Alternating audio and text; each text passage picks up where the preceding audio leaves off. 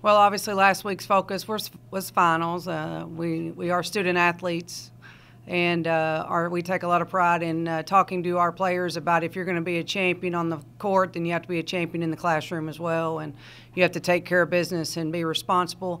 And our players buckled down last week, and I think ended up pretty well. We haven't seen all the grades, but we're really proud of what they've been able to do in the classroom, and we just hope that integrity and that character that they use in the classroom will continue to funnel over to the court, and our effort and our attitudes will continue to be in the growing process that we're in. And I think our players are doing a really good job of understanding that. What's the toughest part about this long kind of layoff in between games, and is there any concern about that? Well, the toughest part for me is we go into the layoff with a loss.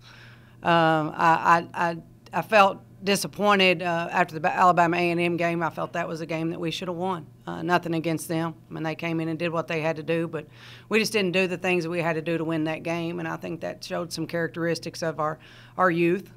Inconsistent. We didn't have players step up and make plays when we needed to. It wasn't our defense. Our defense was fine. If you'd have told them we were going to hold them to 59 points, I'd have been perfectly fine with that, but we couldn't score.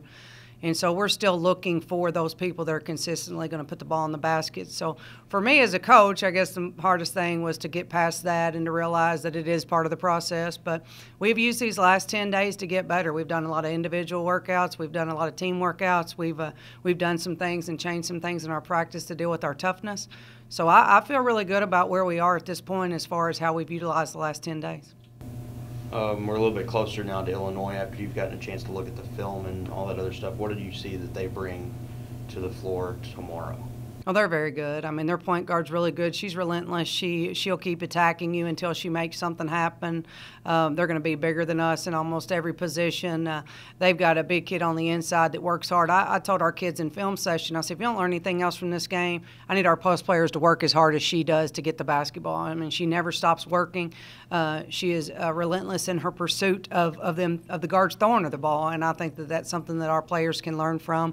They've got a big kid that'll step out and shoot the three as well. They just got a lot of weapons, but I mean that was what was expected. We do the scout. We do focus on them because that's what we do before games. But mostly the focus is on us. We've got 25 days, if I counted correctly, until January 3rd, and so we're going to use every one of those days, practice or games, to try to get better. Do you feel you've made progress from the last game to where you are at this point? I do think so. I think the last game was kind of good for us because I think that we started taking things for granted that unless they were a high-profile team or unless they were a money game, that we were going to go out and we were just going to beat people like we did Evansville and Lipscomb. And I don't think that we understood that you got to bring it and you got to play every single time regardless of who the opponent is. So in some ways that probably helped us because we refocused us and we've gotten back to we've had 2 or 3 great practices in a row where the effort's been really good and the attitude's been good. I mean, they're hungry. They want to get better. It's just very difficult to try to make players understand that you're in a process when all they've known is winning. So to them, if you do not win, it's failure. Well, yes, and to some extent it is, but when you're trying to do what we're trying to do and build, and we're playing so many young kids, we're trying to make them understand that losing is not necessarily failure if you have gotten better, because the whole point of this whole process for us, especially non-conference, is to prepare ourselves for the OVC season. Is that the toughest part about having such a young team, is that you are trying to get them used to, you're going to go get you tested against Illinois and these big schools, and you may not win, but you have to learn from it. It is. It's difficult, and like I said, I mean, you want kids that hate to lose. I mean, those are the type of kids we recruit. I mean, they're just like their coach. I mean, I can't stand it.